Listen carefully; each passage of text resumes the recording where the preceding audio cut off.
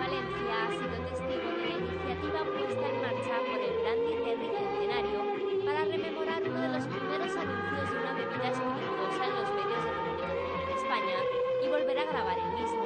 Se trata de la campaña Terry me va, usted sí que sabe, en la que una joven rubia galopaba a lomos de un caballo campesino blanco por la orilla de una playa gaditana.